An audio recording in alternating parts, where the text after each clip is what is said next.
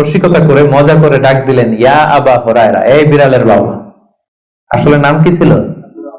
আব্দুর রহমান। টাকা দরকার ছিল ইয়া আব্দুর রহমান।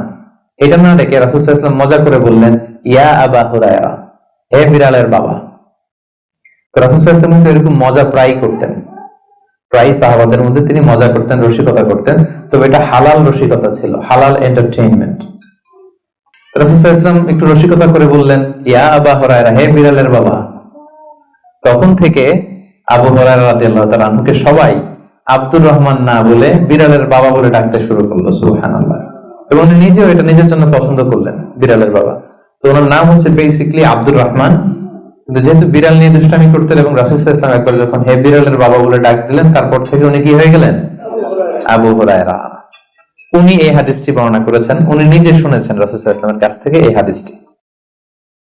উনি সর্বাধিক হাদিস বর্ণনাকারী সাহাবী, উনার চেয়ে বেশি হাদিস কোন সাহাবী বর্ণনা করেননি। 5374টি হাদিস বর্ণনা করেছেন। মসজিদে নববীর পাশে একটা বারান্দা আছে, এটাকে বলে সুফা। এই বারান্দায় যে সাহাবারা থেকে থেকে পড়াশোনা করতো ওনাদেরকে বলা হতো আহলে সুফা। আবু হুরায়রা রাদিয়াল্লাহু তাআলা আনহু এই আহলে সুফার সদস্য ছিলেন। উনি বলতেন যে আমাদের অনেক সাহাবারা ব্যবসা করতো, কেউ এটা করতো সেটা করতো, আমি কিছুই করতাম না। আমার শুধু খাওয়ার ব্যবস্থাটা হইলেই আমি রাসূল সাল্লাল্লাহু আলাইহি ওয়াসাল্লামের সাথে থাকতাম, সারাদিন থাকতাম, আর উনি যাই বলতো আমি এটা মানুষের কাছে বর্ণনা করে পৌঁছে দিতাম। সুবহানাল্লাহ। এই জন্যই উনি এত হাদিস বর্ণনা করেছেন। শুরুতে উনি এত হাদিস বর্ণনা করতে পারতেন না।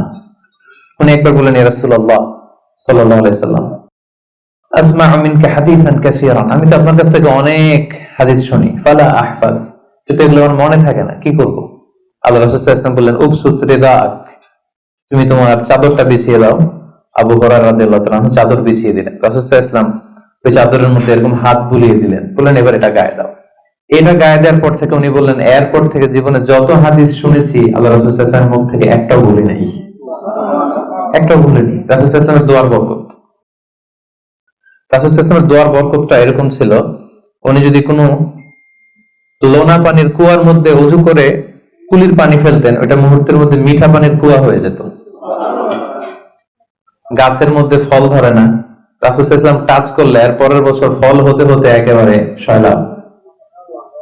আনাস রাদিয়াল্লাহু তাআলা আনহুর জন্য একবার দোয়া করে দিয়েছিলেন, আল্লাহ তাকে সন্তান বেশি দাও, তাকে সম্পদ বেশি দাও। তো সন্তানের দোয়া এত কাজে লাগছে, ওনার সব মিলে 82 জন সন্তান ছিল, 80 জন ছেলে, 2 জন মেয়ে। আর উনি বলতেন যে আমার এমন খেজুরের বাগান ছিল, মদিনার সবার খেজুরের বাগান বছরে খেজুর দিত একবার, আমার খেজুরের বাগানে বছরে খেজুর হতো 2 বার। রাসূল সাল্লাল্লাহু আলাইহি ওয়াসাল্লামের দোয়ার বরকত।